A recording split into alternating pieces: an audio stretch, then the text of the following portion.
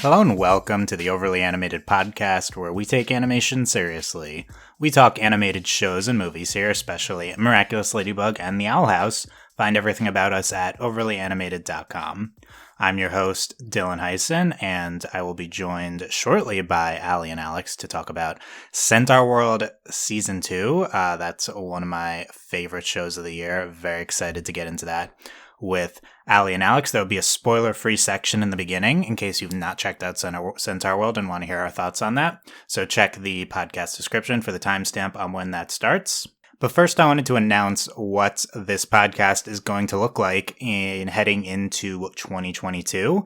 This is our last podcast of 2021, and thank you guys so much for listening through our new format. I know we're covering a lot fewer shows, and we had a lot fewer podcasts, but I still think we had a lot of really good stuff this year. In 2022, things are going to be similar. We're still going to be primarily focused on Miraculous Ladybug and the Owl House. We are still going to have fewer podcasts. The difference this year will be that we're getting rid of the regular every other week Wednesday release schedule. So you'll see more sporadic releases, sometimes more, sometimes less. We'll see kind of how that goes next year. I'm not anticipating doing significantly fewer podcasts. This is more of gives us flexibility depending on when people are available and we're up for recording, when shows are airing, kind of etc. So, next year, don't expect a podcast every other Wednesday anymore, but do keep subscribed to our main feed on your podcast app. That way, whenever the new podcast drops, you'll get it. If you're subscribed to us on YouTube, same thing. Wherever else you listen. If you stay subscribed, you'll definitely hear our new release. And if you want to keep up to date on what our plans are, I think the best ways would be via our Discord at overlyanimated.com/Discord or following us on Twitter at overlyanimated on Twitter. And since it's the end of the year, that means our end of year TV animation awards, the OVA-ies, are going on right now. Very exciting as usual. Currently, there is nominating happening that is exclusive to our patrons and staff. Soon, depending on when you're listening to this, there will also be an open vote to choose the winners. Stay up to date on all of that at overlyanimated.com. We'll post the nominations and the winners there. If you would like to get in on the internal portion of our awards show, you could become any level of patron for the month of December at patreon.com/overlyanimated. That'll get you access to full voting. But yeah, check out our website and our social media for what the nominations and winners will be. It's time to talk about Centaurworld, specifically Centaurworld Season 2, but also the entire show, as I'm now joined by Aly Martin. Wah! And Alex Bonilla. Hello! Okay, those appropriate intros. I regret this immediately. No, keep this up. This is what we're looking for. Welcome to Overly Animated. Yeah, should we sing it or something? Nothing better represents our podcast. Okay, that's good. We're talking about a show like Centaurworld. Should we come up with the parody lyrics beforehand? Should we write that? Should we write that? This is all improv. Okay, put it on the end credits. Okay, well, opening credits. If you think of more lyrics anytime, just jump in with them. Okay. Centaurworld Season 2 just came out this previous week on Netflix. This is a new 2021 show, and it's finished airing as of, unless it gets more episodes. If you've not watched Centaurworld, we're going to start off with no spoilers here, so you can get our recommendation on whether you should check this show out and what it's all about, and then we're going to go into spoilers and talk about Season 2 and the finale, so I'll let you know when the spoilers start. But for now, let's start with general non-spoiler Centaurworld thoughts. What do you connect with this show? What are your favorite parts of it, Aly? Okay, well, as a cringe theater kid, I obviously connected to the music and Broadway people right away. No one's surprised there if you know me. The cast is really stacked, especially in season 2.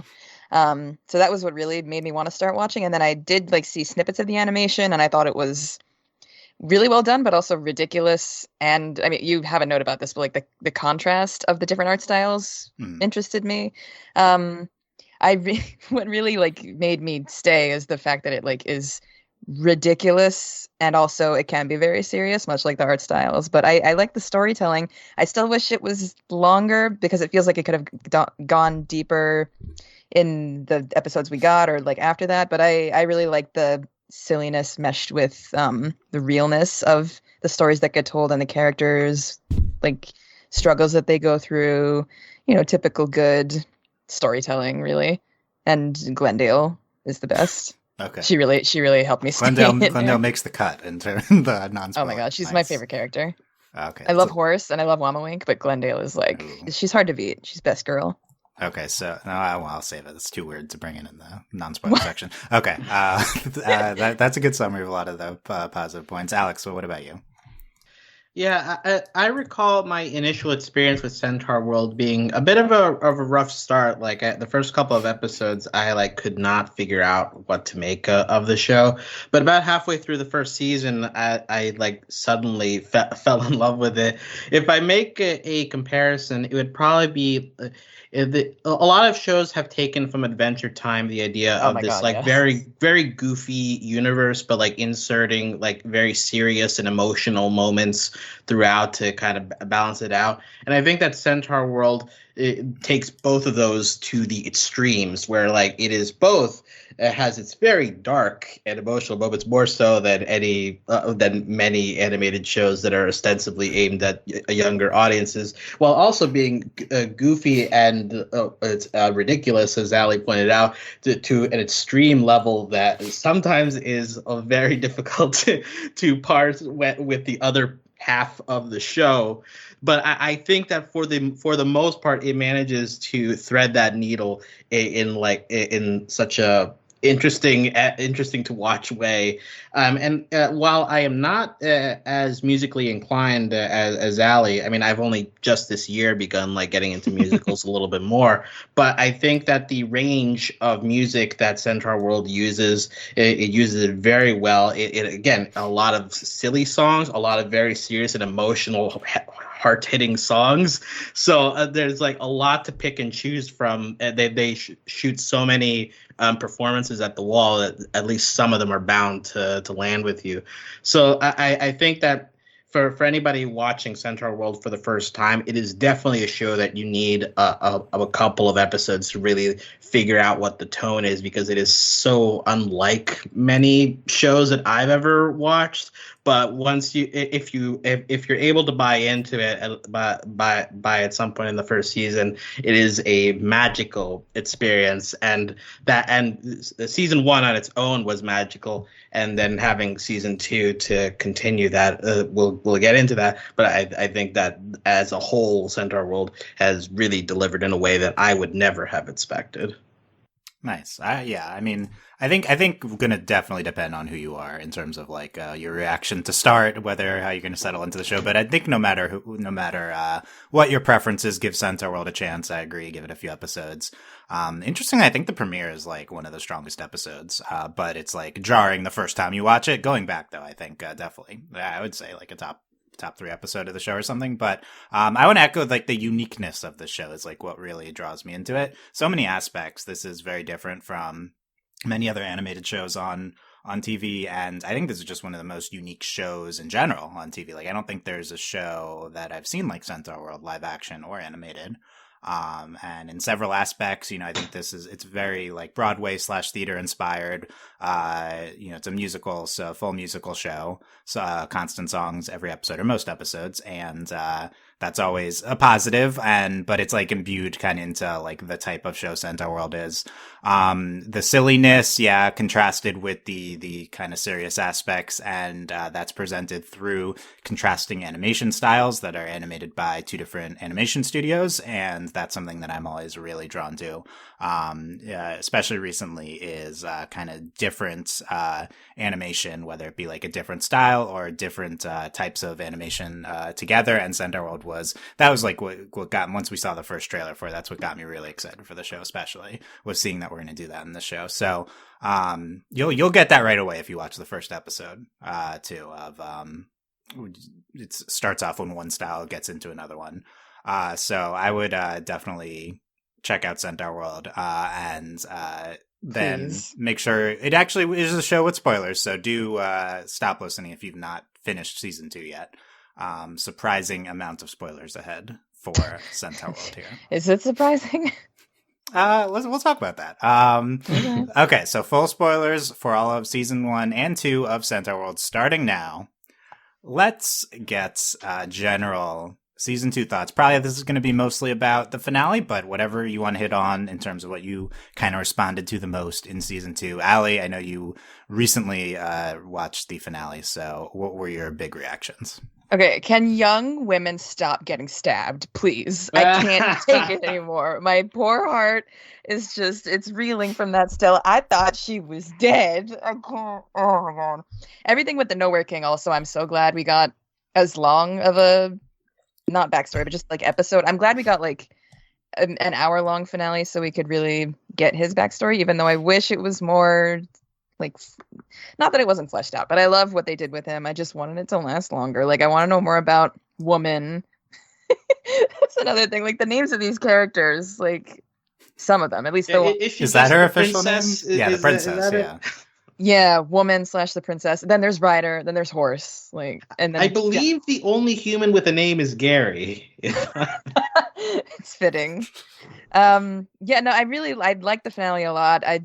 I'm stuck on just everything about the Nowhere King and like the kind of I mean, I don't want to like get into like, this isn't furry territory. Like you can have different kinds of love, and the fact that like they explored this with like a non-human and a human, it's something I like to see, but I know like, you know, it's controversial or whatever, but I think it was handled really well.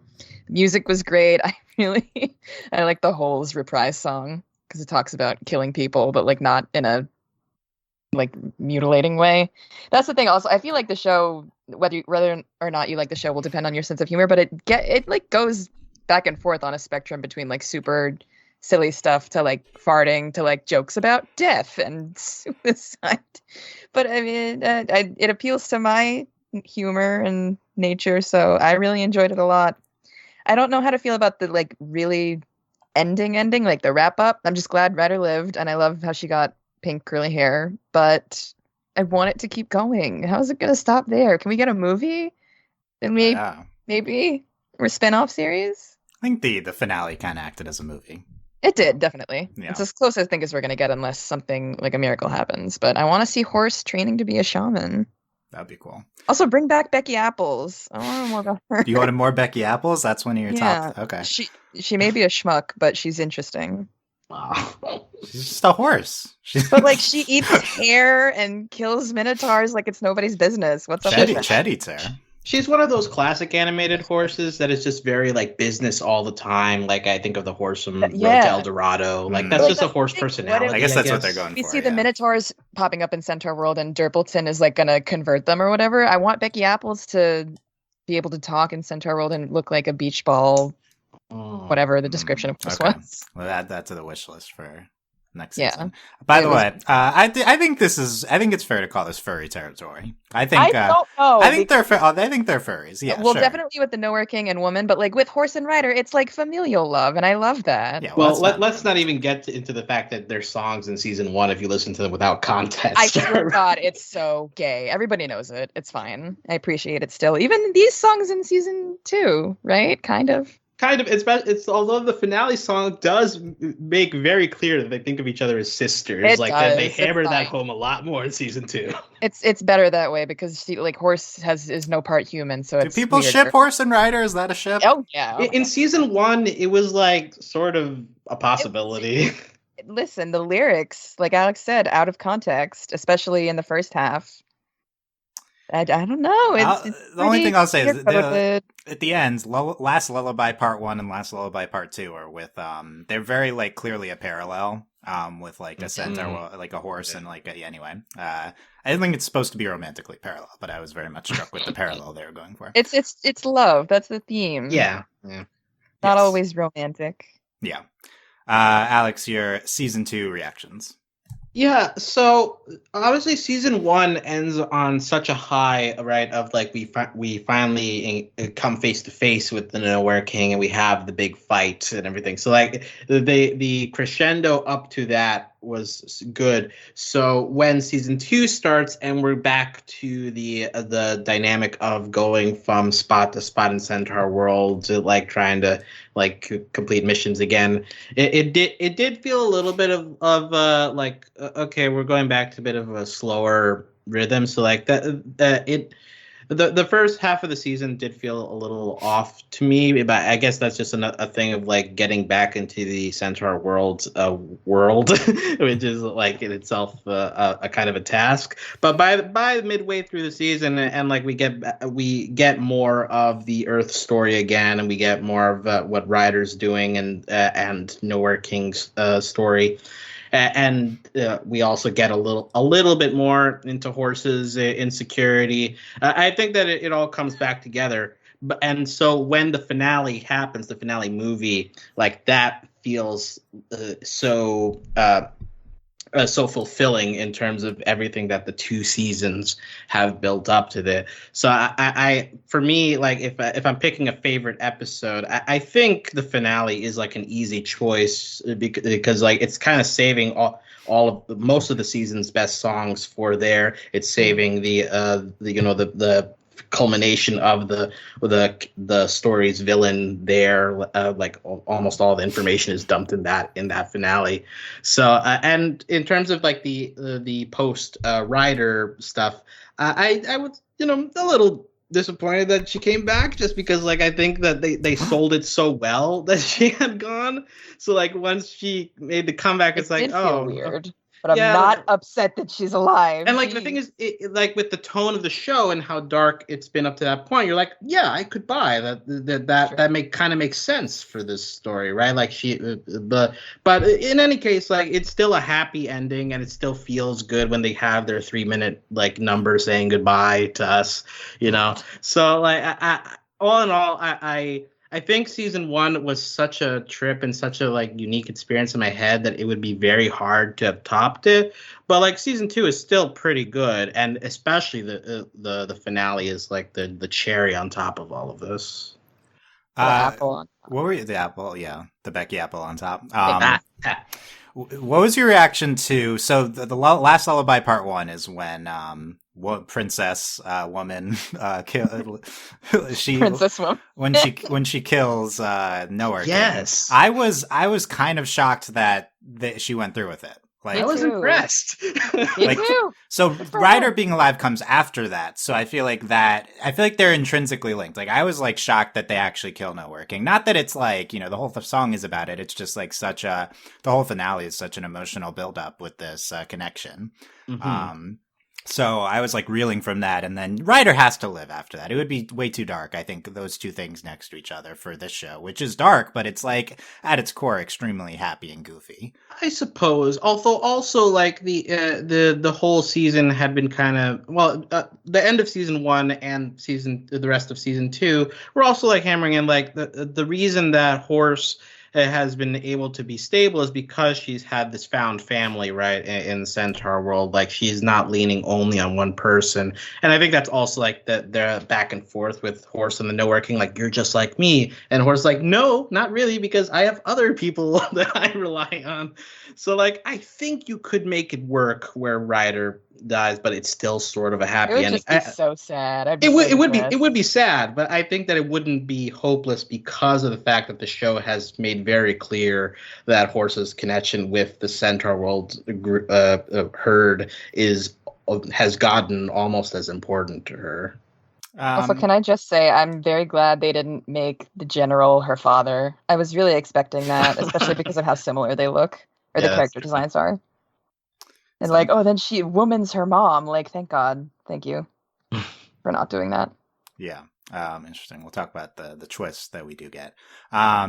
The twist. The twist. Yeah. I loved season 2, especially the finale. I mean, the finale is just it's so great. It's it's really 3 episodes together, but that's okay. And Would it not be okay? well, in terms of like, oh, it's the best episode, like, duh, like it's 3 episodes. Oh, well, yeah. But it's one of those shows. It ends up being a show where like they really give everything at the end in terms of explaining all the mythology and explaining the big backstory with the Nowhere King. And I love that they do that because it's really good. And it is very different, I think, from the rest of the show from that regard, though. But it's the whole Nowhere King backstory I thought was some of the most engaging stuff in the show, and I loved the last lullaby parts at the ending. A lot of the music in the finale, they really went all out with songs after I guess the no songs in one previous episode, and loved the ending where we go with everything. In terms of the rest of season 2, I think I appreciate how different types of episodes we kind of get. I love the Earth only episode. I like that especially we really try with that. Rider. Mm-hmm. Yeah, a lot Always of more Rider stuff. I love the backstory episode. I thought that was really unique too. Season 2, I think that there were main characters that either seemed one note or didn't necessarily work as well as other characters in season 1, and I feel like season 2 kind of fixed all of that. So I was really impressed with that. Talking about Derpleton, right? Derpleton's one of them. Derpleton went from being a pretty silly character who was fun to, I think, potentially the star of the show in season 2, at least for me. No. Yeah, for some parts, totally. I love Daddleton and Stabby is my favorite part of the so season. I'm so glad you like it. I loved it. It's everything. It's a breakout plotline, Stabby. And Ched, I think he improved a lot. Glendale gets some depth. She was great in season 1, but another aspect. Ched also got some depth with Zulius. I'm so excited to talk about it. Zulius, yeah. So I think season 2 works really well with season 1. I think potentially a take that I would have is that in an ideal world, I would have loved to have seen maybe a season in between these 2 seasons. Like a mid-season? Like season 2 feels like a season 3 to me. It does. Because we get the parody episode in episode 2. Like, this is really early for the parody episode. I thought I don't know if you guys agree with this. I thought a lot of the songs this season were extremely based on season 1 songs. Like, yes. Almost all of them. Like, there are very few songs that stand on completely their own things this season. Slightly disappointed by that, I guess. But I think that would have been even better if it were like there's 2 seasons of like song build up to them pivoting in that direction. Yeah.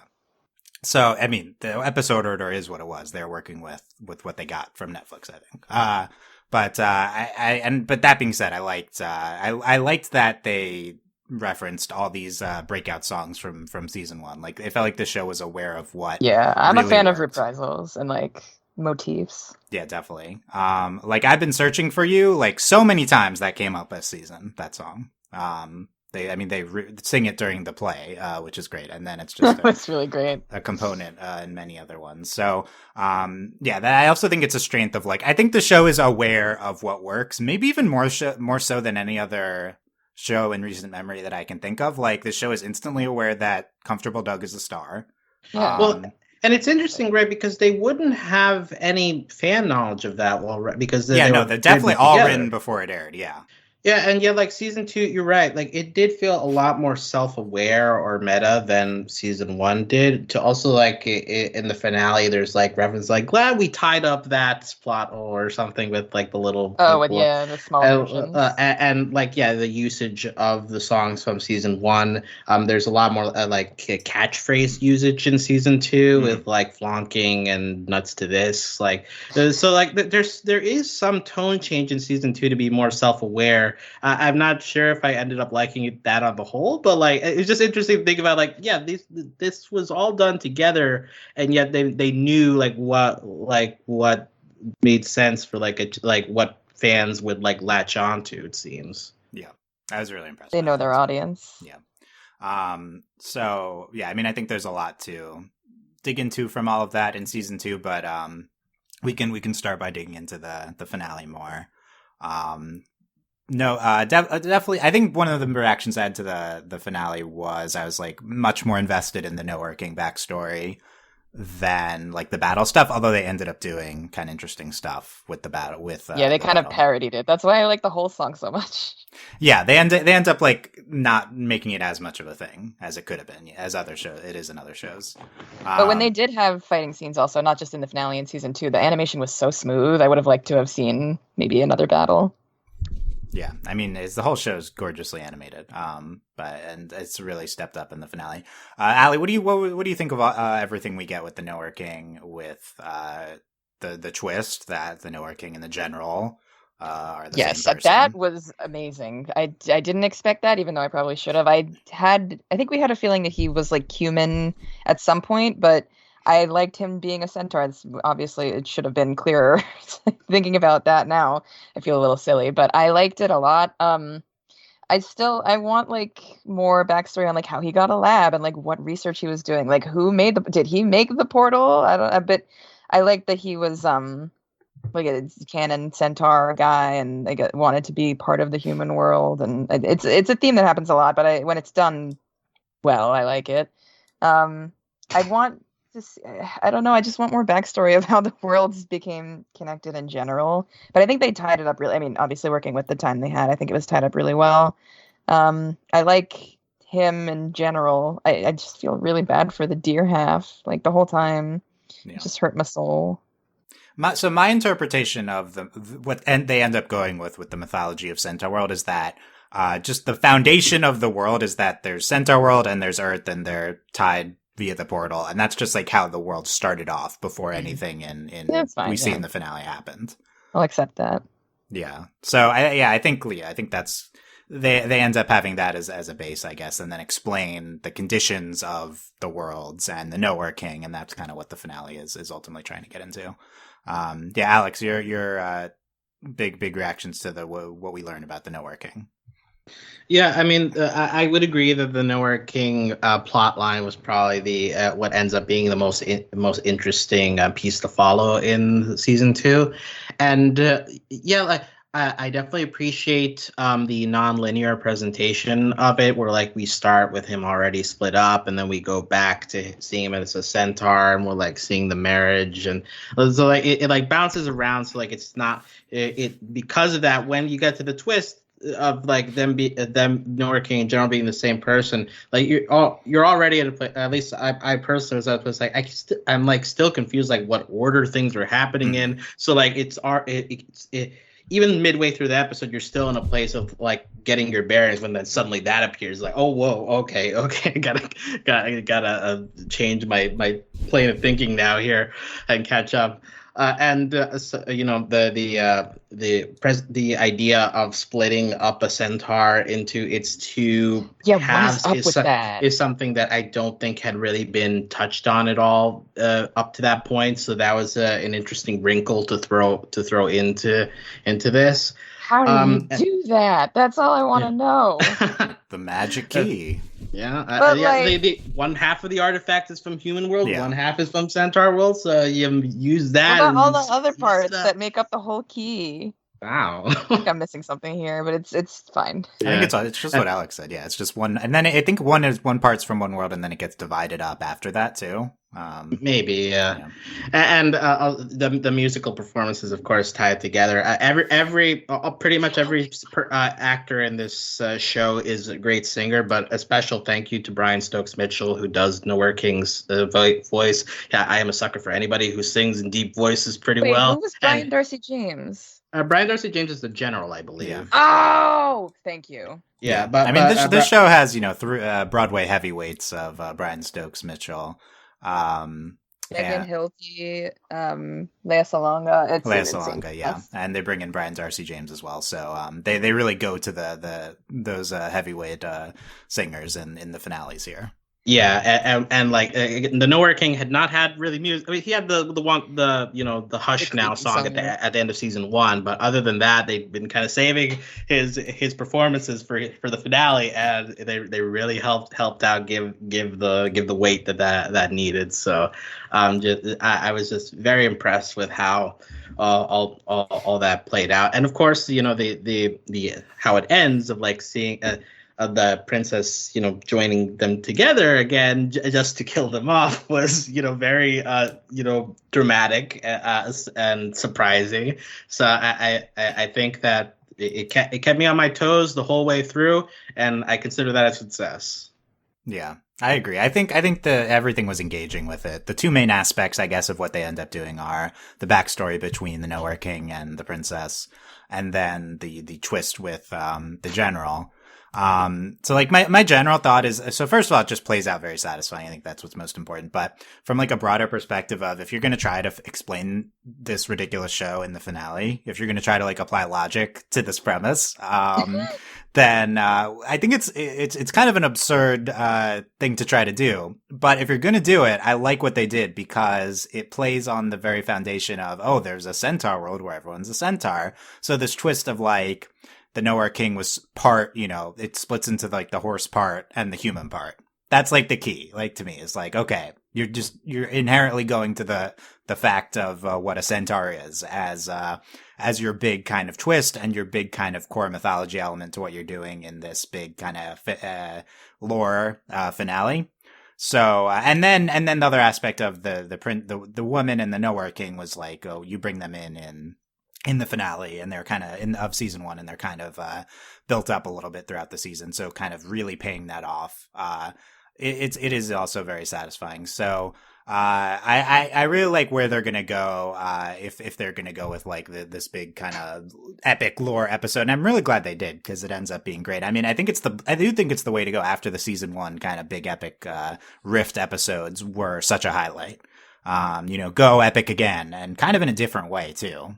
Whereas kind of the season one epic finale was like mysterious and thematically epic, I guess. Here it's like story and mythology epic, and so I think they work really well together in retrospect. Yeah, I want more. I know it would be. What would we go from here though? No more Nowhere King. Yeah, I think it's like it would be kind of like an epilogue series, sort of, right? Like like if we got a She-Ra epilogue, like how does everything happen after that? Because maybe the Nowhere King had followers. Like, I mean, the cold tars, what were they? The people that tars in the Arctic. Glendale solved them. It's fine. Good. The Minotaurs, though, right? Did they get rid of all the Minotaurs? That too, yeah. And they're coming through the holes to Centaurworld now. So, like, how do they get converted? Yeah, are they all going to turn out like Stabby? Yeah, that's what I want. That's all I want. More Stabbies, and then Daddleton. I want more. How about a Stabby spin-off show? Yeah, Daddleton and Stabby. I would kill for that. It would be so good. I think it's more like a web series. Is this not a web series? It's on Netflix. The food for thought. I need it. Okay, how about the backstory that we get between the woman, and it's like they end up going in a romantic direction of and I agree, like Alex is presented kind of non-linearly. I think that adds the complexity into the kind of emotional response of piecing everything together as you're watching along with Horse in the finale. Everybody, I think, we knew something was going on in season one, and it's nice to see it confirmed. Even though it is a little weird to some people. It's a cartoon. Just get over it. Nowhere King has a line where he's like, I've been can't stop thinking about you in the rift, right? So this is not, I guess, surprising that it goes in this direction where he was in love with her. But that he was like an Elktar from Centaurworld, that he ends up getting split, and then how that ties in. At first I was like, oh, is Nowhere King an incel? Is that his motivation? But then they go in an actual romance direction, right? Like she reciprocates. Yeah, I guess so. That was I feel like he's still a little bit of an incel, though. She called him cute, so like, I mean, he could be an incel and be cute. I regret that statement. Don't quote me on that. Please don't quote me on that. I mean, just the motivation of like he like goes so evil based on like not being able to be with her, right? He goes that way because he does not even make the effort to express that. So he just needs therapy. Get that boy some therapy. Are there Centaurworld therapists? There has to be, right? I mean, there's the whale tar. Glendale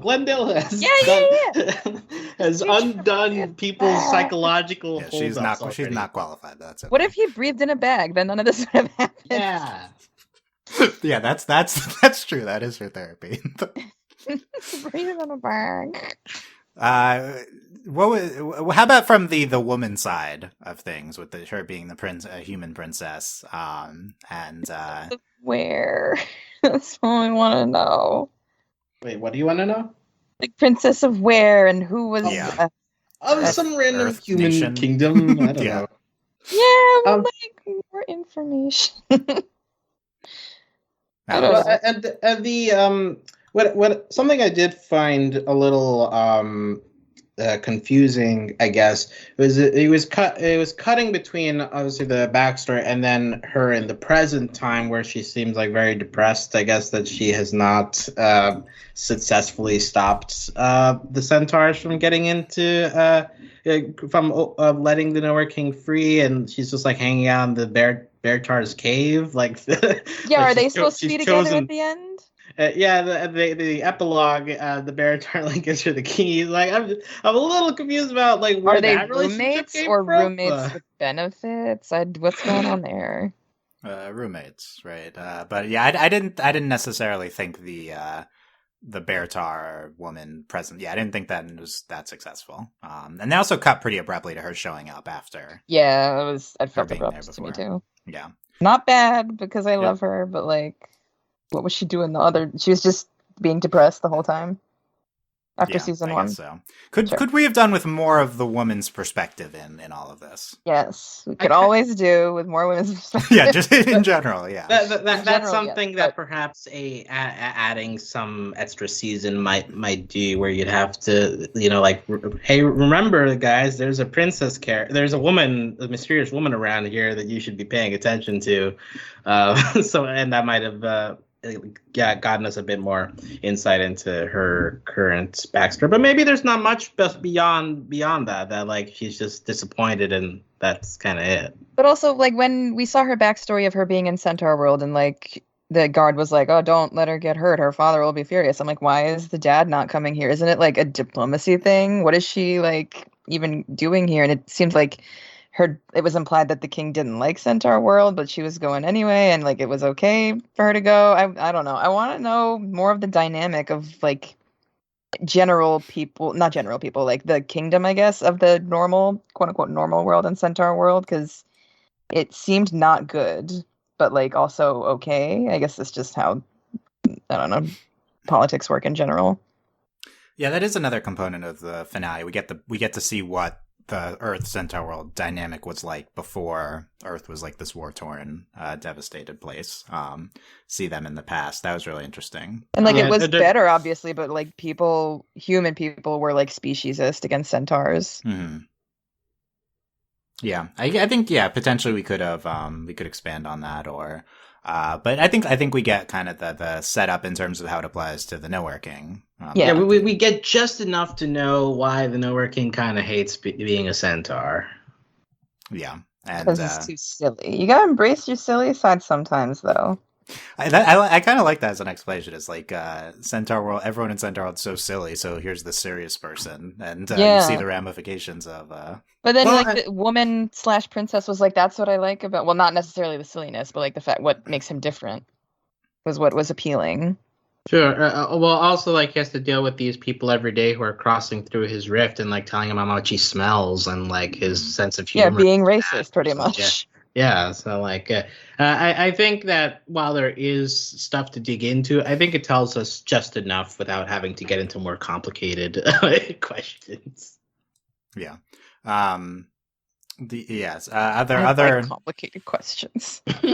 Other thoughts on this whole backstory and Nowhere King stuff as we move on to other aspects, so we can always come back to it. I do feel bad for him. Like, I think it was a good decision that he was killed, but I felt bad because he seemed super remorseful in the end. Like, maybe he could have just gone to Moltar prison.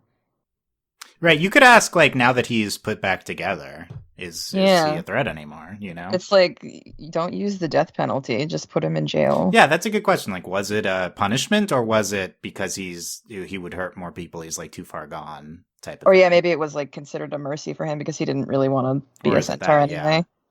Yeah, I think it's ambiguous, I guess, deep. But not surprising considering how hardened the princess comes across throughout the show. But, how much time passed? It was established, right? Kind of. I mean, she was older.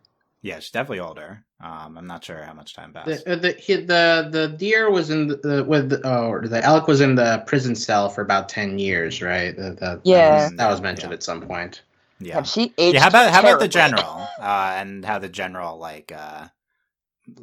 turns on him? And I loved it. I don't like those are my comments. I just really like that they went that direction. I don't have any critiques, honestly. Well, and it feeds feeds into more of like the self-hatred sort of deal. Like I am a human now. I want to forget that I ever was a centaur animal sort of thing and like bury it. But this is what happens. You try to bury your past. It comes back to bite you in the butt. Yeah, trauma stays unless you go to therapy. Yeah. Yeah. Also, don't imprison the other half of you. That literally. Yeah. Literally or figuratively. Yeah. Yeah. What how about other parts of the finale? We talked about the epilogue, with his force becoming a shaman. Yeah. The idea of shamans kind of disappeared for most of the season 2, didn't it? It did. So. But then we got, like, Dylan, I think you mentioned the backstory episode. You meant, like, the horse backstory powers episode. Yes, where we see all the other. She jumps into all the characters. That's what I want more of. Like, I want to see Zulia's past. I mean, we know it kind of since he told us, but I'd still like to know. The only person who gave consent did not actually get to experience it. Yeah, I don't know if I like that, honestly. Yeah, and it was kind of wrapped up with a "oops, sorry, I didn't realize." And mom was like, it's fine. Like, it was just very, very washed up. And I think as Julius gives the meta comment of, "Oh, we're just here for your own like self-building, huh?" And yeah, just gotta move on. And that's another thing where it felt like with an a little bit some extra episodes of like Horse like wanting to know stuff or actually expressing that beforehand. That might have been avoided, but I guess they needed to go through that fast. I wanted more Wama Wink backstory. Show me more war-torn orphan. Let's talk about the backstories. I think this is episode 5 of the season. Mm-hmm. I can't wait any longer to bring up one of the biggest reactions I had to the season was in Durpleton's backstory. Can someone tell me why Durpleton grew up in a Howl's Moving Castle? Because he's an anime boy, clearly. Did I miss something? Did they explain why his parents live in a Howl's Moving Castle? Why would they ever explain anything in this show? You say that, but the finale is them explaining everything. But then there's also stuff like this. Look, the thing is that everyone in this show is weird. Like they're all weird characters, but Durpleton is absolutely the weirdest of all the characters. The one that, at least for me, season 1, like any time that it focused on him, it was very uncomfortable. Season 2, it tries to make him a little more serious. I had a hard time buying into it, but I understand. I don't know that they really try that much to make him more serious, but he gets a very serious backstory. Yeah, exactly. Like, but it's set in a Howl's Moving Castle, so how serious? Why is that not serious? It's like he just walked places. It's like a mobile home. It's because they wanted to include creepy organ in the music for him, and that the only place you can do a creepy organ is in a giant dark house that apparently walks. But it was specifically a Howl's Moving Castle. They wanted to imply that his parents were rich enough to have a moving house, dirty billionaire capitalists. Like that's why. Is that what they're going for? I guess my interpretation. Dad was reading like the Business Times or something, right? Yeah. He wouldn't play with his son because he was too busy reading the newspaper. This is why I put his song on the list for one of my favorites, because I didn't expect this backstory. It was a perfect backstory for Turpleton. It And how it was. relates to him being Daddleton this season. Yeah. Yeah. They had He's to- actually a great dad. Yeah, such a good dad with They're Stabby. breaking the cycle of bad parenting. That's a solid message. Yes. So that, yeah, I mean, I think that was a good one. How about Ched's backstory? Okay. The backstory's fine. I'm not over him. I forgot what episode it is, but he's like, he wants to kiss Zulius. I forgot the context of the scene, but that was like, oh, I forget. Yeah, that's what you're talking about. Yeah, incredible for me. Yeah, he does. That's true. I guess Ched confirmed. It made me sad when Zulius and Splendid got back together because of Chet. His reaction, he was like, "No, yeah, it's cool." Oh my god, so good. Oh no, I forgot the context of the scene. Okay, anyway, backstory. Go ahead. There's a lot to remember from the season. The Ched backstory in the horse tar. There we see in episode 1. What did you guys think of her, by the way? The horse tar queen, the privileged one. Yeah, it was. I thought it was silly. I don't know. That's it. It's definitely a strong choice to be the first episode of your season. It throws you back into it. That's what you have to do in this show. I'm looking for the songs that correspond. My very favorite time of day is somehow one of my favorites from the season, which is the Young Ched song. Yeah, I just love Young Ched being so peppy and he's adorable, cutesy. Yeah, it's great. We get young Glendale. My portal tummy and me. So you'd think with Glendale's backstory, we'd learn why she is the portal tummy, but no, that's just her. I want to know if her family is as klepto as she is, like her real family, biological. I don't know. Yeah. That's the thing is we get all these backstories, but they don't actually really explain anything. They're just silly. Yeah, it's on hand, honestly. Yeah, which I like how they're approaching. They have songs, and I think it's pretty good. And I guess Wama Winks was last season. Yeah. So yeah, she had a little snippet again, but I wanted more of her. What do we like about this power from Horse? The backstory power. It's interesting. Well, I think it's. I feel like one of the main purposes of even having that episode is to set up that they freeze while it's there, so that way you have a way of how Horse handles the Nowhere King at all. Like because them being the Nowhere King and the soldiers being frozen is the only way to give the centaurs a chance, given how overpowered they are. Yeah. I think it's I guess like a meta power, and yeah, it does set up the finale. I like how it gets us to explore the other characters, because I do think like a weakness potentially of season 1 was that there's all these kind of 1B main characters, and we get to get into them more here, even if it's in a silly kind of way. I like diving into that in the backstory. It's still on brand. It's a silly premise. Yeah, definitely. How about episode 2? We have our Ember Island players, as is tradition now, where you get to you get to see a play in the last season of the show that happens. This is a lot of shows do this now. Alex, are you not a fan by your groaning? Well, so I am a fan of the concept of them knowing that Centaurworld is going on and that they are watching it. Now, the thing I have an issue with is like actually citing real life video to YouTuber language, like subscribing and liking, and the tweets being actual birds like that. That felt. It was that was a little like, so I like the meta-ness of there being like fan clubs for the I enjoyed that part, but yeah, like actually maybe it's just because I cringe in real life at anybody using that language like in just normal conversation, but like hearing like and subscribe a lot was really stressing me out. Yeah, that's what they're going for, I think. So They wanted you to cringe. Yeah, I think it's supposed to. Yeah. The cast was what made it tolerable for me. Like, now, I will obviously say I am a member of the Pregnancy Hole Children. I would just like to disclose that in case. Okay. So we've been watching you as this, and I love the concept of like they're literally bird tars. So it's like watching them from above the whole time. We've been binge watching you. Yeah. So let's go over the clubs, the names of the clubs. So are you both members of Glendale's Pregnancy Hole Children? obviously. Yeah. Yes. Which is Put me said in the very tummy. fast, and it's the most disturbing name. But So good job. also the comfortable Doug one. What is it? Dougligans, yeah. Yeah. Are we all Dougligans? I mean, Yeah. come on. Everyone's Dougligan. We've Come on. Horse Force, Ched Heads, Hot Goslings, and Team Derp.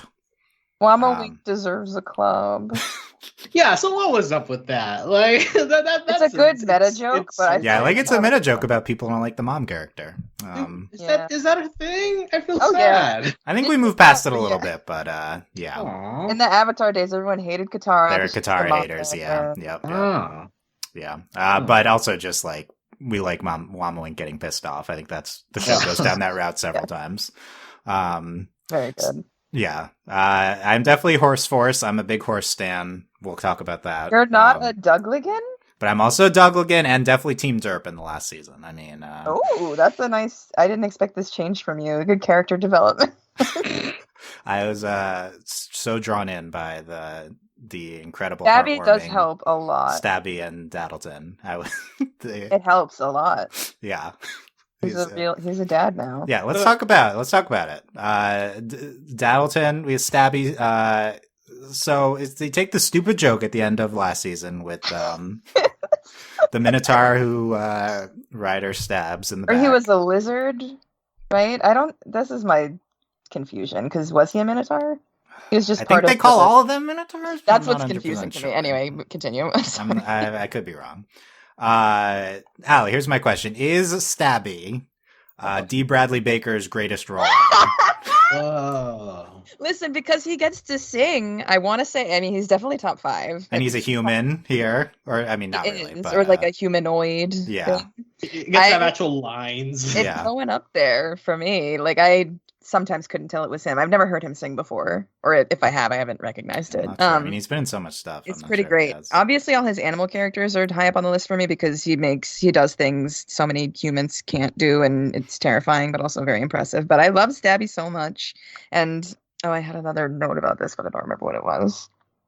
I'll come back to it. Oh, the gag at the beginning. It was since the second season. I just love in the beginning of the second season where they take out the knife and then keep putting it back in. Yes. Keep stabbing him. So good.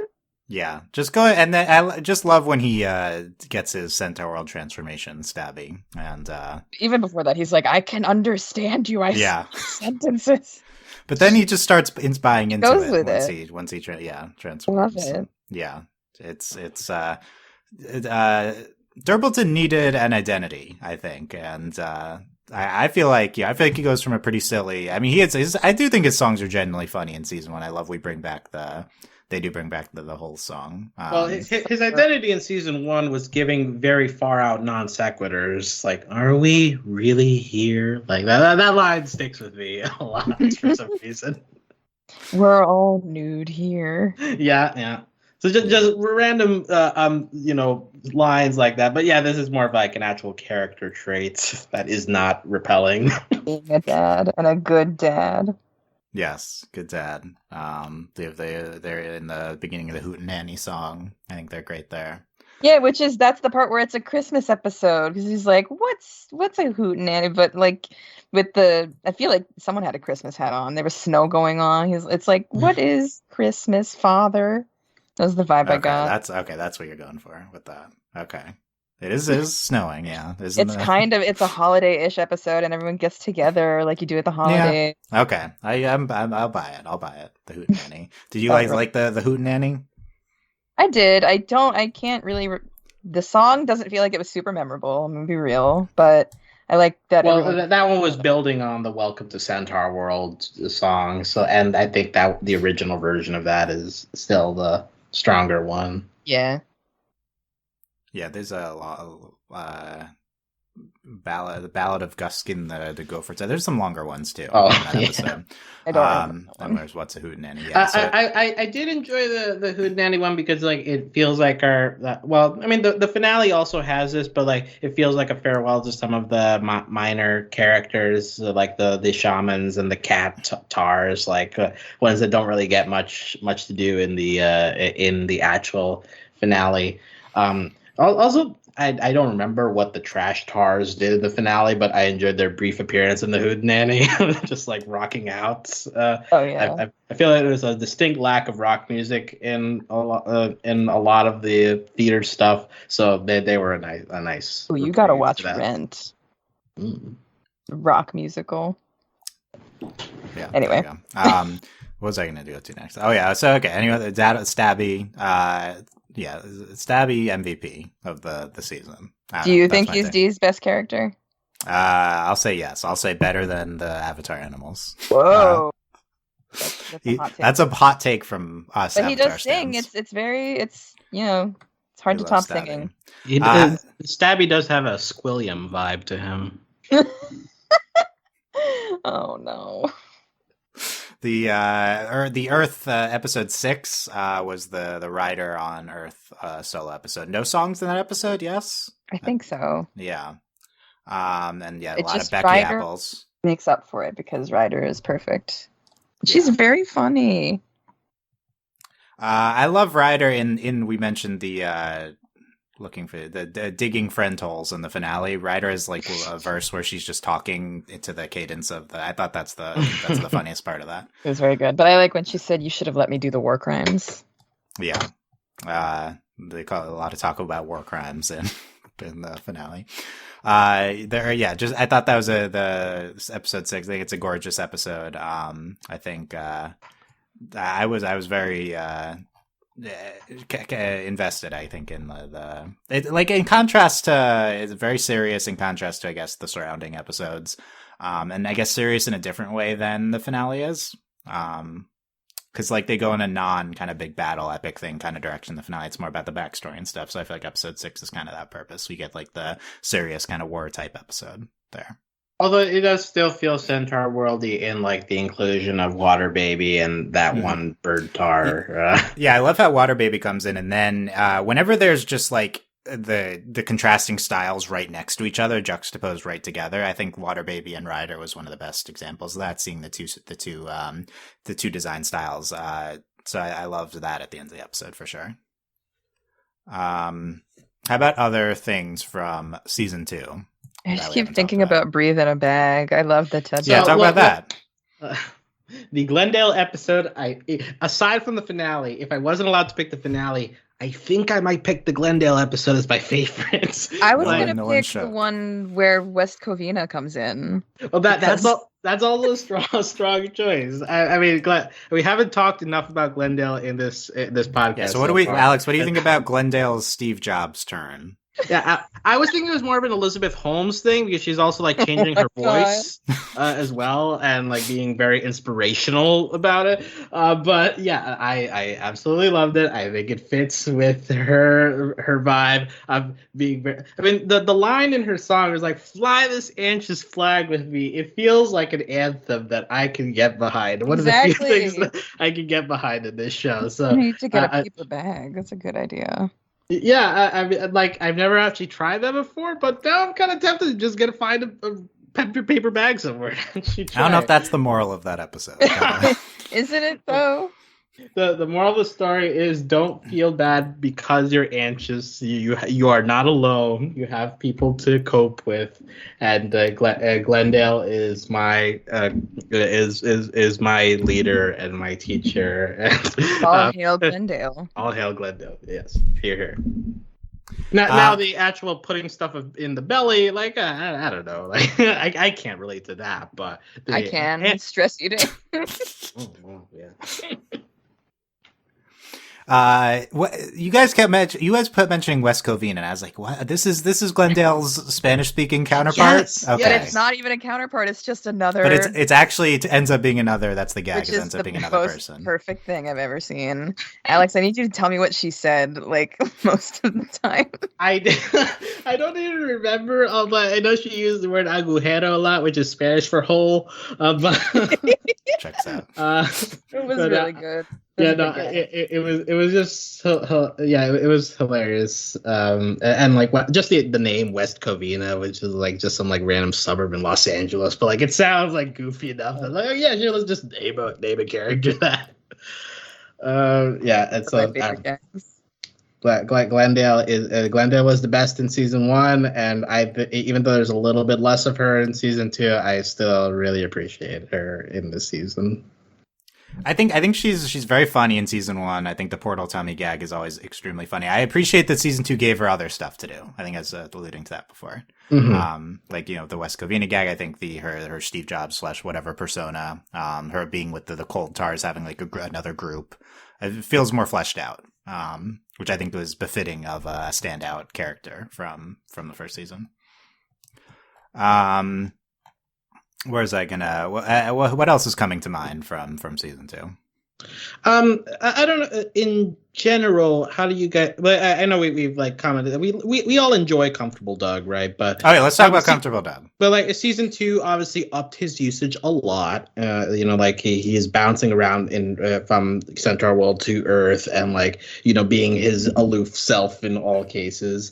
I will say, there are times by midway in the season I was like, okay, we're probably overdosing a little bit on him as much as I like him. But then he goes away for a while, and then he comes back in the finale with Flat Dallas. I'm like, okay, I'm back, I'm all Flat in. Dallas was incredible. Yeah, flat. Like the story of Comfortable Doug from the end of season 1 is honestly a really great song. I think that Flat Dallas is able to compete with that. Like it is that good, and just the imagery as well, like his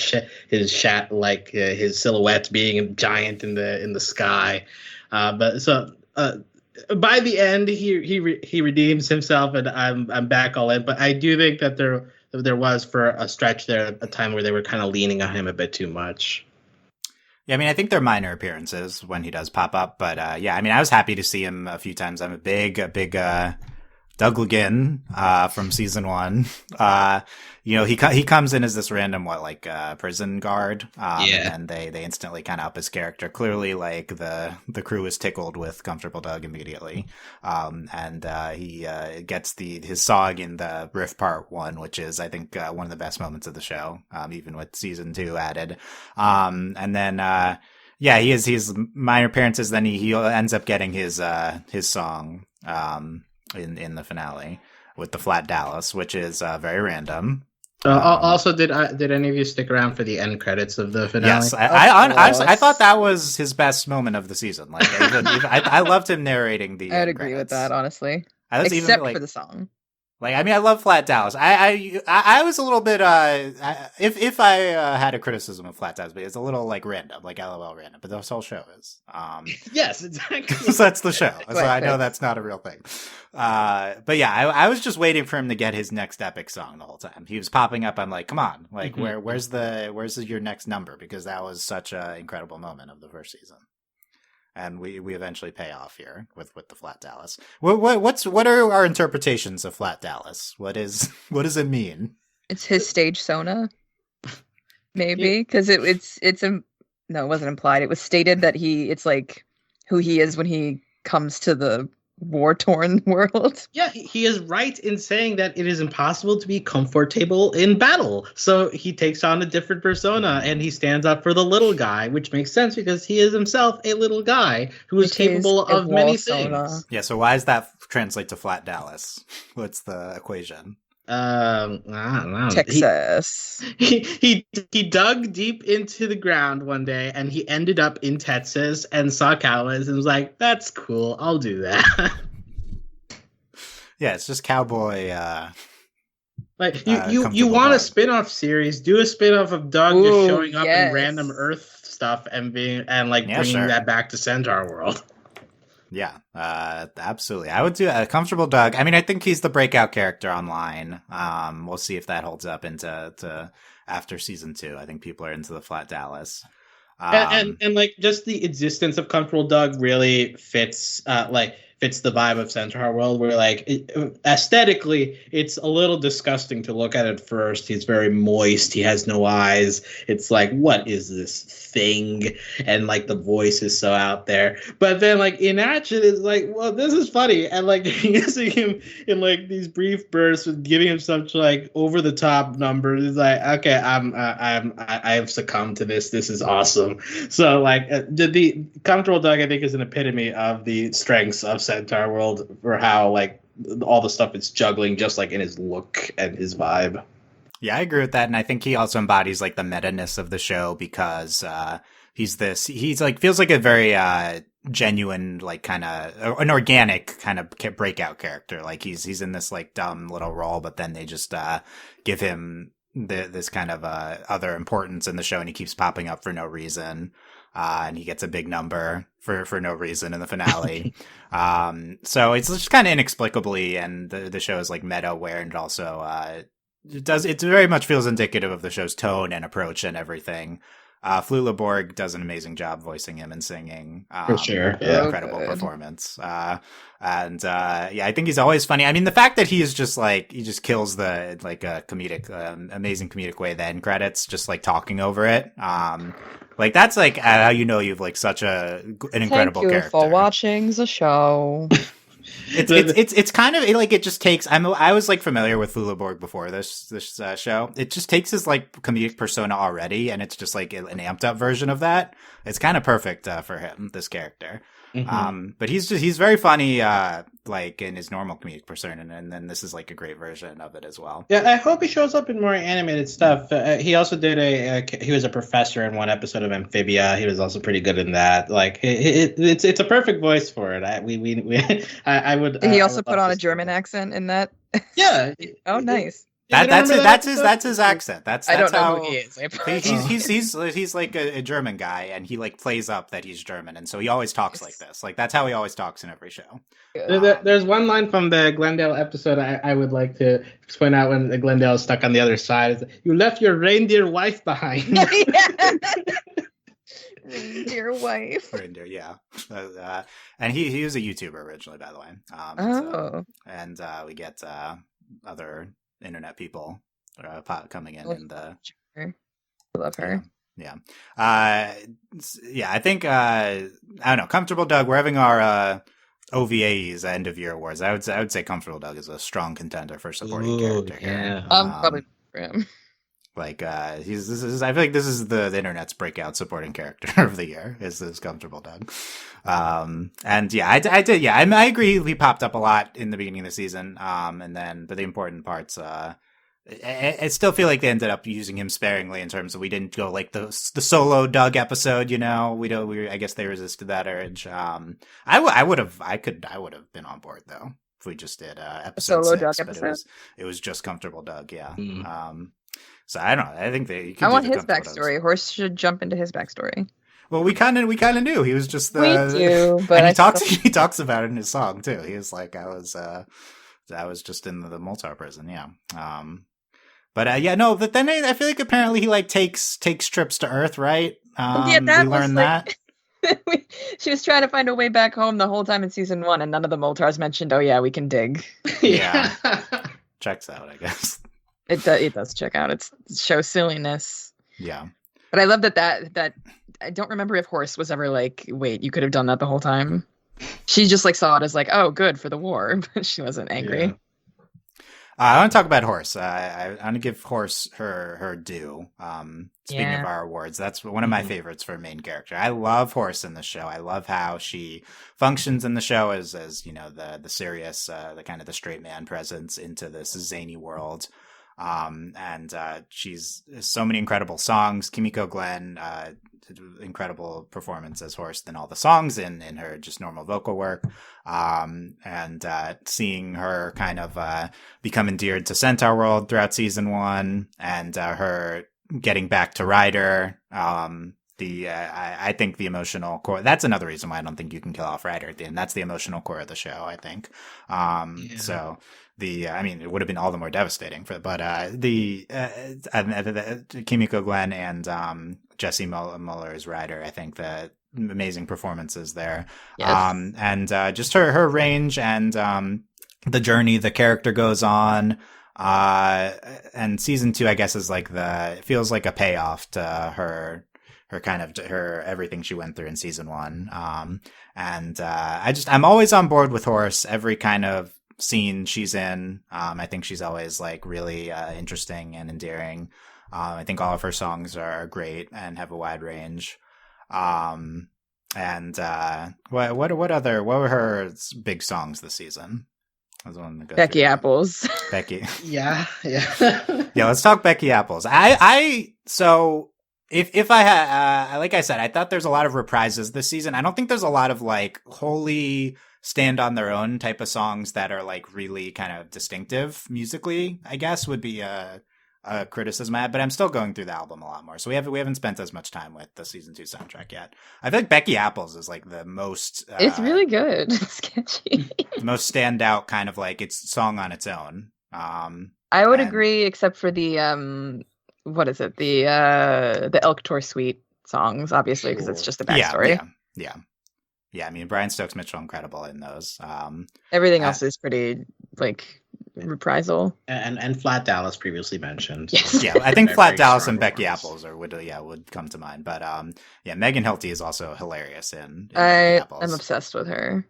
Have been since I saw her in Wicked. She's amazing. And Wamwink, well, we were talking about characters. Like Wamwink, this season kind of settles into more of a supporting character since like her main stuff in season 1 has mostly been addressed. But I think that Wamwink like settling into that role to the point that they like point out in a meta way at the end of that second episode, right? Like I'm still a main character, but like. But I think that she, for the again like less use because it's getting into more of a serious story by the end of it. But she's still very effective in her usage this season. Yeah, I think Wamwink is always good, which is I think why it's also funny that she doesn't have a fan club. I feel like she's one of the most solid characters. She's like the second lead to a certain extent in the first season. Yeah. What Becky Apples? No, I don't know if we have any other Becky Apples. Breathe in a Bag was another. That's a very good one. Yeah, Breathe in a Bag is great. Other Horse comments? I did want to make sure we give Horse her due. I love her. I mean, I echo everything that you said. I just love her, and Kimiko Glenn did a fantastic job. I didn't really know she was a singer except for like when she was in Waitress, but this like really showcases her range. Yeah, definitely. So many songs, so much different things to cover. Horse's design. So in the first season, when she gets her Centaurworldification, I reacted very strongly. I was horrified by. I was too, and I saw a lot of people on Twitter. They were like, "Oh my god, I love it!" I was like, "Really?" Well, So first of all, my reaction was, do you know that like fan comic of the end of Beauty and the Beast, where it's like, change back, like that was me to Horse when she became so. But then in season 2, we end up seeing her original design during the when she goes in the backstory, and it feels wrong, doesn't it? And it felt wrong. I was like, I bought in finally to her Centaurworld self. That's how you know the show did a good job. Right? Like, I reacted so strongly, and yet I didn't want her back to her original design by the end. That was a great journey that the show went on. Did you guys ascribe any meaning to that, to her being back to her normal self in there? I wanted to be like, this is how she wants to see herself now, because it like she's not the same person, or like not even a person, but like she's not the same anymore, and she doesn't want to go back. But I feel like it was probably just maybe a Centaurworld perma symptom. I don't know. Yeah, I mean, I think it's a ambiguous thematic meaning, but you do it because it's like a visually striking thing. It's like here's a avenue to bring back the original design. And I think it's the backstory is very serious too. So it's like she has her serious design there. So it feels appropriate. It's serious, but also she's farting in the dream space. The finale starts off with her farting for like 30 seconds. Yeah, but I was also she like, had this is a when choice. she went into the backstory of, I think it was Wama Wink where she farted again. Because it was like, she was like, oh, finally. Centaurworld's like, we're gonna do this really serious epic finale, but first we're gonna have horse fart for a while. Like that's what we're gonna make you sit through. And then the to get Nowhere there. King finds her like that, farting. Yeah. Sure. Yeah. Who haven't we talked about? Zulius. What do you think about Zulius ending up with Splendid? I'm happy about it, but Chet having a crush on Zulius was heartbreaking for me. I'm still not over it. Is that your ship? I don't know if it's my ship, but just Chet, man. He has so much like internalized hatred for things. Like he wanted to be a horse. He had or a horse star. He hates horse. He wants to be with Zulius. I don't know if he's a homophobic, but like a homophobe, excuse me. A homophobic, yeah. Yeah, no. I like this Chet analysis. It's I mean, I didn't think he would be like this deep of a character because he's like stereotypical jock, but like lots of people in the closet are like that until they come out. So that's what I'm saying. Interesting. Yeah. But I like that he got that Zulius got back together with Splendid. Is this the? I didn't write it down, but like, is this the first instance where a gay ship is given their own ship name, or has somebody else already done that? Did they give a name? Yeah, like they like did the freeze frame thing that Zulius does, and in the caption is like ship name something. Oh, I missed that. Yeah. Oh no. Boots or sparkle? I don't know, something like that. Something and something. Yeah, and also Zulius is his confessional mechanic. That's when he talks to the camera. That's a confessional in Survivor, Diary Room, and Big Brother. That's reminds you of like Kelsey and Craig of the Creek. That type of gag. Yeah, I think Zulius interesting. We could have done more with Zulius. Zulius's main thing this season is that meta episode where he's like using his theatricality to convince these other people who are theatrical about things. Yeah, that's kind of the main thing he got. Plus the Splendid. Yeah. I guess he was involved with the Christmas episode, the Hootenanny towards the end, but yeah. So I don't know. The show has a lot of mouths to feed, I think, and different people have stood out at different times. Aly, any characters or songs that you're thinking of that we haven't talked about? I'm just thinking of season 1 because a lot of the originals that came back in season 2 were it stuck out in my mind a lot in season 1. Mostly the songs that were sung by Horse about Ryder, because as we said at the beginning of the podcast, it was very heavily queer coded in my mind, at least. Ryder's Lullaby, a lot of things from Wama Wink, like Fragile Things. Yeah, let's talk about some of the core songs. There's Centaurworld, the opening song. Hello Rainbow Road, how you end the first episode. Yeah, Fragile Things comes back a lot. I also really like Tornado because of the harmonies, and it's really creepy and eerie sounding. Yeah, I think that's one of the first songs in the show that like really gets you like, okay, this is like going some darker places. Definitely.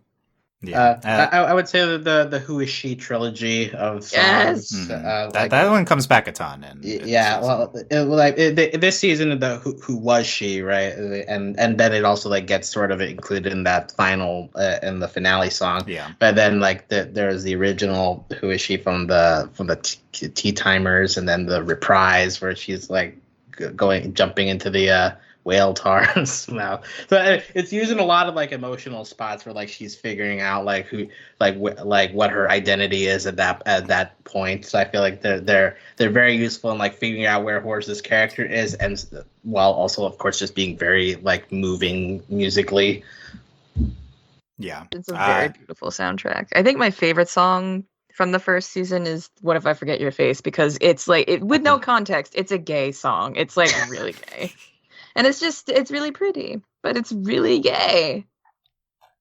Like, close your eyes. I didn't expect this much talk about Horse and Rider that way. I listen, that's how a lot of I saw a lot of people on Twitter I'm following, they were reading it that way when the first season came out. They were like, so is Horse in love with Rider? I was just taking it out of context, like not in the show. I was like, wow, this song not in the show is really gay, and that's what I like about it. But it's also just the formula of the song. That everything is really good. I'm not sure if this counts as part of the Elk Tour suite, but that like wet sort of wedding song, the one shattered now whole. I thought that was all right. Like, it was this is like one of the few like actually compared to whether we can read romantic without context. This is one that's actually romantic. Like, Yeah, it didn't feel as romantic as this song. Yeah. To wrap up the season one, the finale songs, we talked about them, but the riff songs, the hero of my story, Comfortable Doug. But you can't forget I Steal So I Can Feels. Okay, I could forget it, but no, you can't. Okay. It's incredible.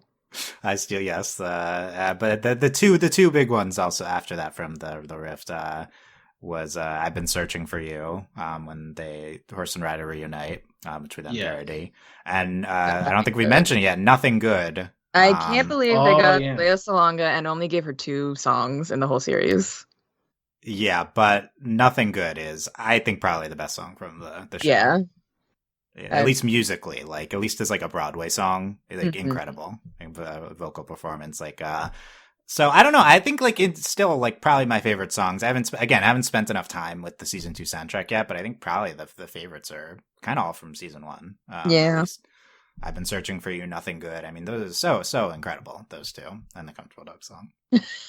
Yeah, I think I would like to believe that. I mean, I agree with you, Alex, that Flat Dallas does come close to the original Comfortable Dog song, but I don't know if it holds quite as bright of a candle. We have to wait and see if it ends up being as memorable. I don't think we can make a judgment yet on the Flat Dallas. What is the meme longevity of Flat I think it's Flat Dallas because you can draw him in a little cowboy hat. That like helps a lot.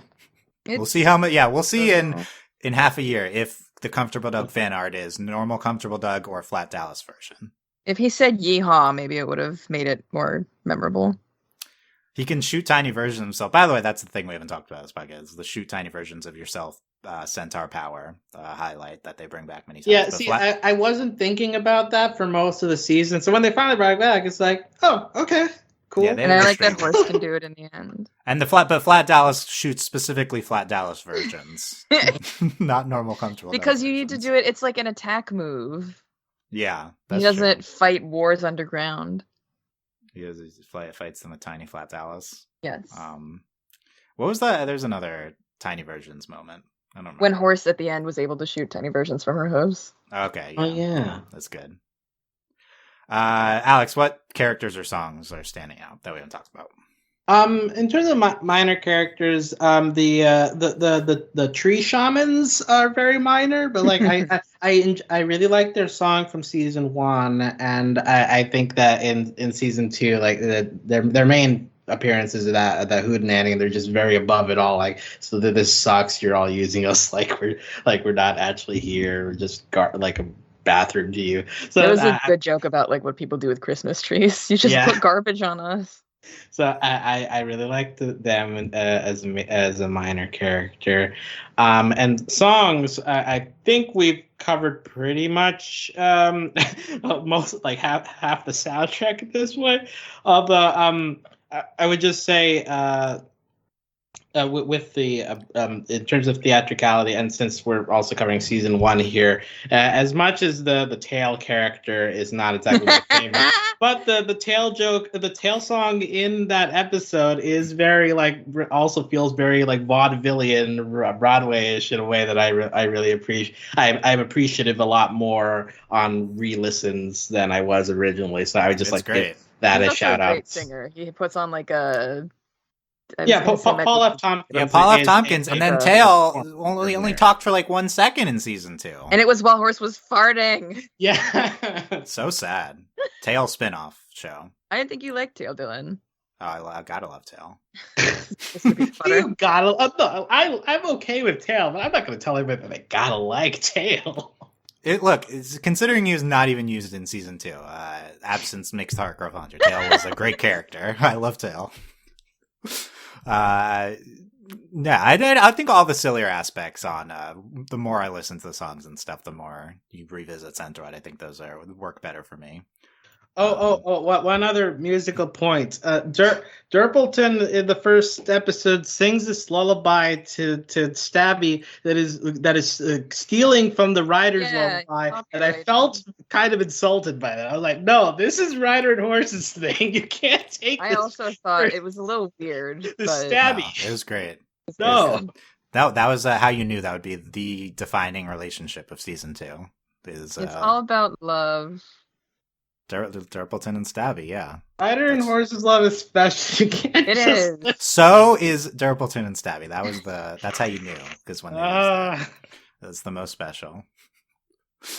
Yeah, I mean, I think we can start to wrap up here. We've talked about a lot. There's so much from the show, so I think we've covered a large portion of it from Centaurworld. Aly, what's on your mind as we're wrapping up about Centaurworld? Comfortable duck. Yes, good answer. Forever be on your mind, no matter what.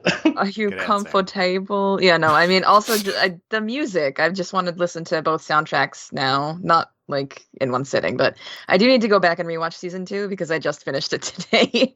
But it was very good. I would really recommend the show to anybody, like even if it's not, or rather, especially if it's not in your typical wheelhouse of like genre or humor, style, anything, because it's really, as we've been saying, unlike anything out there. But it does take, like, it will remind you of some stuff, and it's a great show. Give it a chance. Yeah, definitely. Alex, what about you?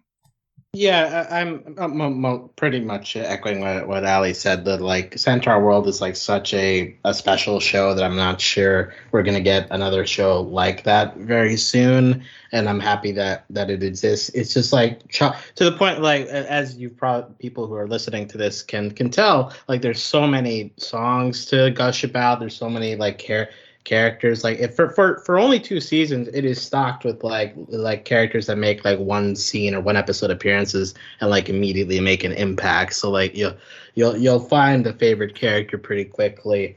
It's like got stuff like some story stuff that you're able to dissect. It's chock full of visual gags.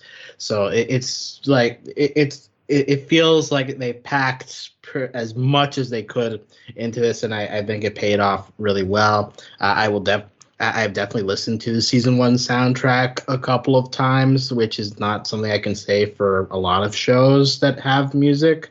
So even on their own, the songs work, but with the visuals, a couple of them are even elevated, including Flat Dallas. Centaurworld was a great experience. I'm very happy with what we got. If we ever got a spin-off or a season 3, I would be more than on board for that. But as it is, all we can do now is just we'll let people know that Centaurworld is something worth paying attention to, and hopefully we get more animation of this like colorful like wacky style, but that doesn't feel the need to be pigeonholed into one tone or the other, and like let more shows experiment in the way that this show is obviously allowed to do. Yeah, I agree. I'd love more unique shows of this kind, shows that do similar, interesting genre things. Centaurworld, one of my top shows of the year. Yeah. Agree, Definitely. disagree? Agree. Yeah. I mean, I can't remember all the honestly, there have been a lot of good shows this year, but like, yeah, I would definitely pay attention to anybody who wants to argue that. This is top 5 for me of the year. Yeah, I agree. It's in my top 5, top 4. Season 1 happened this year. Yeah. Yep. The whole show is this year. So yeah. So like that's a heavy competitor then. Oh yeah. I think I was like, if season 2 was the best, this would have been my runaway show of the year. I think, I didn't quite like love season 2 that much, but it's still up there. It doesn't really capture the magic that the first season does, because it's a lot of original stuff in the first season. I didn't think this was like, my reaction wasn't that season 2 was like worse. It was Not just at all. like, it's kind of like Kipo season 3. I was like, this is like very much a conclusion season, was my opinion on Kipo. It's like, it's based on the first 2 seasons. I felt that way about this season. This was like a spin-off of the first season. The last season of a lot of great shows are not the best, and that's just telling how good the show I kind of is. feel that way in about sense. Avatar season 3. Yeah, I It's was gonna like- say Avatar yeah. season 3 is my least favorite season. Well, it's just very much based on the previous stuff. It's kind of hard to evaluate on its own. Yeah. For this show, yeah. But also for Centaurworld, I think that applies because Yeah. everything's based off season 1. Yeah. If there are best music categories for any of these awards show, the Centaurworld would have to be a runaway. Yeah, I'm wondering if it's going to go up that. against Central Park. I don't know which one I'd pick for musicals. I feel like I might be leaning towards this. I think they're both great musical shows. I mean, potentially Centaurworld even better, but I would love that we have a few full musical series. Yeah, give right us now. more musical television shows that are animated, specifically animated. Very few shows that adding music to would make them worse. Like, that's my opinion. It just increases your base level by a lot. It's like at least there's good songs in it. Young Justice a musical? I think it would be even better. I think if you That made would be Ladybug a musical, that would be incredible. yeah, there was. Well, yeah, they're doing a musical for the movie. Oh yeah, I'm and, excited. they've I'll had see you guys a, back to that. It'll be good. But oh man, now I'm thinking of Young Justice the musical. That's the perfect show though, like because it's wacky. It's kind of wacky in its own way. I think it would also kind of okay. It's like that, Captain America musical that's in Hawkeye, right? Something like Yeah, and it would be bad like that. Yeah, exactly. very That'd be bad. good. Okay. That's the next show. More musical shows, more weird shows. Let's do it. That's Yes. the moral of Centaurworld. Daddleton and Stabby spinoff coming soon. Yeah, Let's hope. give the Broadway actors more work. They need it. Yes, and they deserve it. They're so talented definitely. and lovely. Yeah. Okay, there you go. Let us know all of your thoughts on our Centaurworld discussion. I'm sure we didn't cover everything, so what we didn't talk about. Leave a comment anywhere at overlyanimated.com. All of our links you can find there. And I think it was a lot of fun. What else do we have to go over at the end? You can support us via Patreon at patreon.com/overlyanimated. Thanks to our current patrons, especially our patron of the podcast, Ivan. And thanks to our patron executive producers, Steve, Michael, Finishin, and Anon. That is it for Overly Animated in 2021, probably, but go make sure you're following us. All the links at overlyanimated.com to not miss upcoming podcasts, and check out our OVA-ies awards, see how Centaurworld does. Yeah, so that's it. Thanks for listening, guys. We will see you next time. Bye. Toodaloo. Bye-bye now. Oh, wow. Did you save that impression for just now? Nice. Dude, say something else. Say something else. Don't tell now. It's really good. It's easy. You just have to put on like a... I don't know what this is. Get in my tummy Clear your hole. throat. Oh, no, that's terrible. What did you say? Get in my tummy hole. Sounded southern. Yeah. It is southern. You just gotta do this thing with your throat. It hurts. Yeah, I don't know if I Thing can with get my there right now. throat. I don't know. Can't do more.